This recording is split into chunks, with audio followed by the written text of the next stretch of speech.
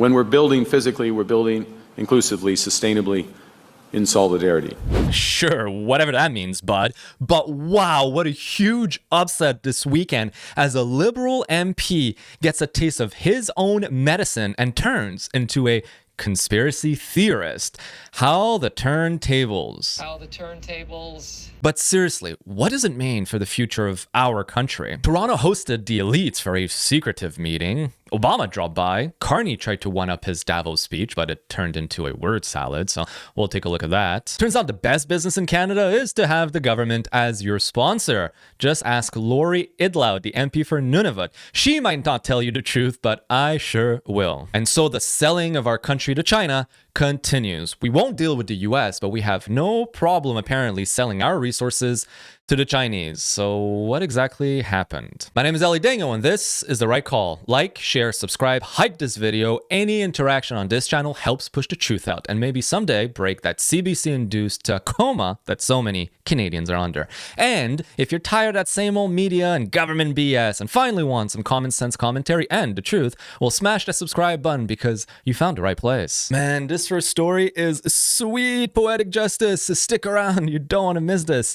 I really wanted to laugh at it, even celebrate it. But the more I reflect upon it, the more I realize how bad of a news this is for Canada and our future. Meet Nathaniel, a Liberal MP, former cabinet minister, and Carney's sweetheart. Well, Nate over here just lost the Liberal nomination for the riding of Scarborough Southwest to a shady, unknown Bangladeshi nobody named Ahsanul Hafiz, which I will refer to as Hafiz from now on because I can't pronounce his last name, and that by 19 votes. So who is that Hafiz man? Well, he owns a bunch of Domino's pizza franchises in the region, so there's that. But there's another point that people are not really talking about. It's also a man who was caught posting on social media about his fascination of seeing Bangladeshi politicians being unalived. His candidacy has triggered intense debate within the Bangladeshi community in Canada. Community leaders, political activists, and individuals familiar with Ontario Liberal Party circles say his nomination bid has become controversial because of his political family background in Bangladesh. Hafiz's father, Comrade Hafizur Buyan, was known in Kelowna political circles as a labor leader associated with pro-China communist activities in Bangladesh. That's what we need, more China influence in this country. Referring to his past social media activity, a Toronto-based Bangladeshi lawyer said that there's a dossier circulating within the community. The material also includes posts that appear to celebrate unaliving and use harsh language towards political opponents in Bangladesh. So why is this controversial? I mean, the win, not the unaliving part, obviously.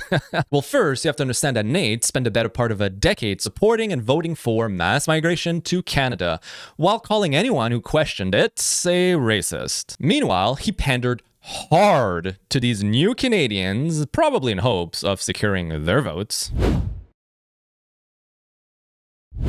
Oh yeah, not a good look, Nate. But anyways, that plan, well, backfired. Here's how. First, Hafiz was seen handing out sample ballots written purely in Bengali, instructing people on how and who to vote for. Not shady at all. He went on to post endorsement videos on social media purely in Bengali, and then days before the vote, 1,800 voter registrations were thrown out, prompting outcry from Nate, but not a word from Hafiz. Perhaps knowing that it was benefiting him. I don't know, I'm just speculating here. In this Globe and Mail article, Hafiz only noticed a few names missing from the people he signed up. So the more than 1,800 members deleted obviously did not target his campaign. And finally, Nate, after the cutthroat loss by 19 votes, said to the media that he had seen a voting table where 50% of people had ID issues, aka did not have any valid IDs, and yet were allowed to vote. Stories about what's happened inside that I got to debrief. I like, it wouldn't be fair for me to jump off the cuff. Like, I really have to talk to the team in detail and get advice from the team as to what they saw happen there. I've spoken to a few scrutineers already who said they've never seen anything like it. And it's unreal what happened in there. So I need to do a full debrief with the team. I wasn't in the room. I was shaking hands, and so all they told you was we've never seen anything like it, and didn't tell you.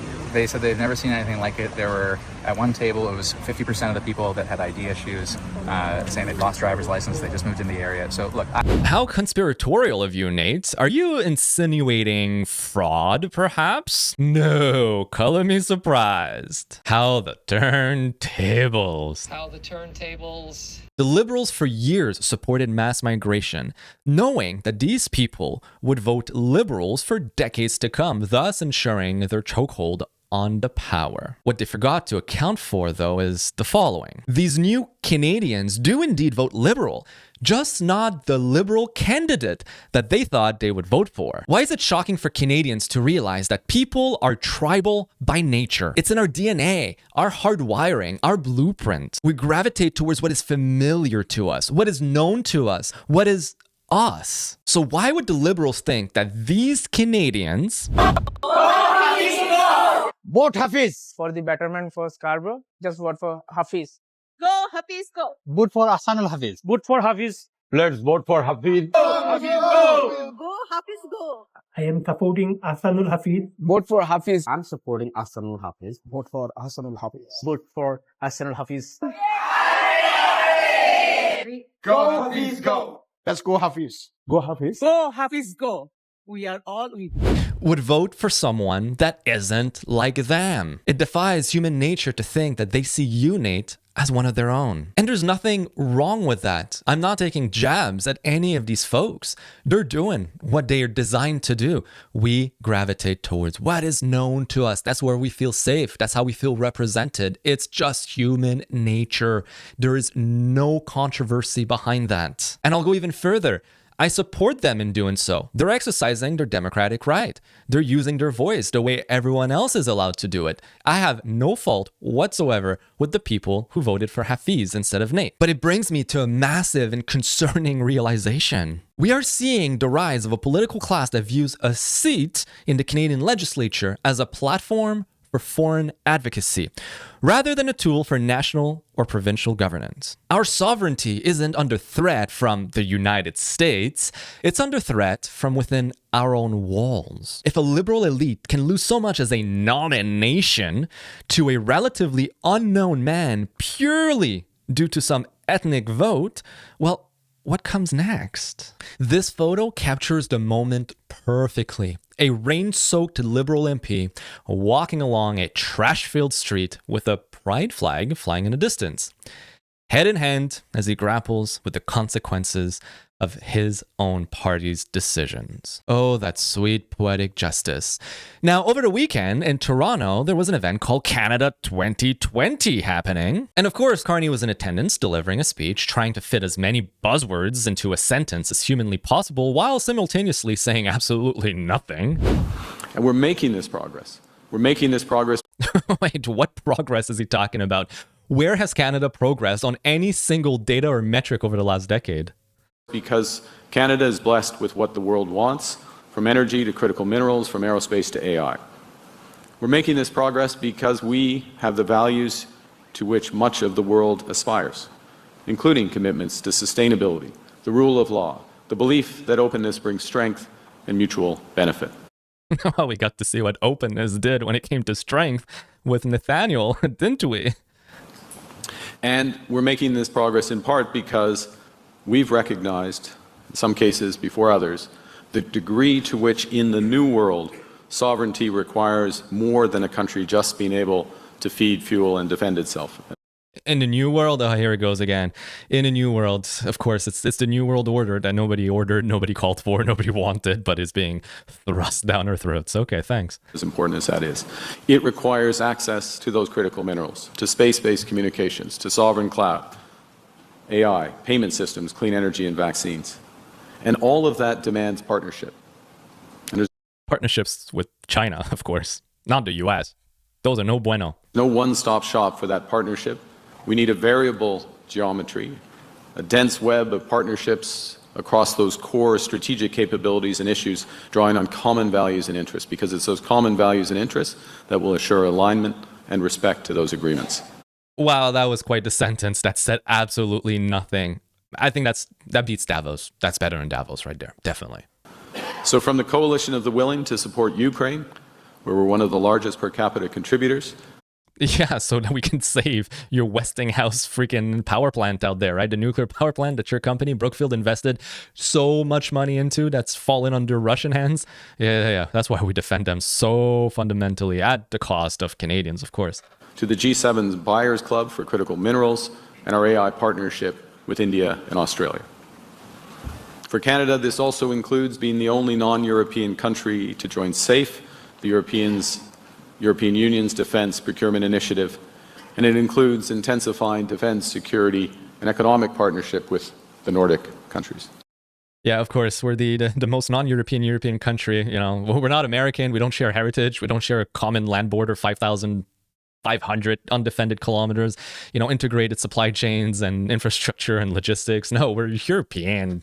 What's a little ocean gonna do? Stop us? Anyways, I'll spare you the rest of the speech. It's more of this word salad. But I did identify a few other points that are hilarious. We're gonna look at that. But first, what is Canada 2020 anyways? It's a small, Ottawa-based, not-for-profit organization that describes itself as Canada's leading independent, progressive think tank. But don't let its small size deceive you. No, because they seem to punch way above their weight class. Critics argue that it functions a lot less like an independent think tank and a lot more like the unofficial liberal power nexus or incubator for policy and talent. Interesting way to describe it. Key concerns are, like, for example, cash for access. Corporate sponsorships of events have given donors mingling opportunities with ministers and the Prime Minister. In 2016, amid broad liberal cash for access fundraising and scandals, guess who was in the middle of this entire thing? Well, Canada 2020. Then there's the blurred lines that we're seeing here. For example, the co-founders have ties to lobbying firm and shared office space with the Liberals during the 2015 campaign. How convenient. They also have close personal friendships, like, for example, the president of Canada 2020, Tom Pitfield, vacationed with the Trudeau family on the Aga Khan Island. Who remembers that little scandal? I don't know. And then, of course, there's the good old opacity on the money and the influence due to the fact that it acts as a not-for-profit, which means it does not have to disclose its full financial statements or who exactly are their donors or the amount that they receive publicly. None of this is public. Meanwhile, events can cost hundreds of thousands of dollars. Yeah. Hundreds of thousands of dollars. And somehow it attracts people like Barrack Obama to its events. You even have a 2017 Maclean's investigation that described it as the progressive think tank that really runs Canada, highlighting how a tiny organization with deep liberal connections became a central node in the post-2015 power structure. Wow. On what is just as important as that physical build, which is how we build. We're focused on building sustainably because reducing emissions is not just a moral duty, it's an economic imperative. So that means those low-carbon homes, low-carbon trade corridors, low-carbon manufacturing, zero-carbon energy. Zero-carbon homes. Yes, that's what Canada needs, Carney. Canada's housing shortage is estimated to reach 3.5 million homes by 2030. Carney's priority over here is to make sure that homes are zero emissions, zero carbon. Oh my God. I'm sure the underhoused Canadians, or worse, the homeless Canadians, are gonna rejoice at the thought of not having an adequate roof over their heads, but at least knowing that it leads to the greater good of Carney's idealistic vision of a net zero utopia. Like, how disconnected can you really be? By the way, I can get behind the whole moral duty point that he made. That's not the issue. I don't agree with it personally, but I can see it has a leg to stand on. But economic imperative? How? There isn't a single data point that shows that zero carbon anything is economically viable. Quite the opposite. The world is actually divesting from it after a decade of failed economic output. Now, we have to actively take on the world as it is, not as we wish it to be. We know nostalgia is not a strategy. Nostalgia is not a strategy. And nostalgia is not a strategy.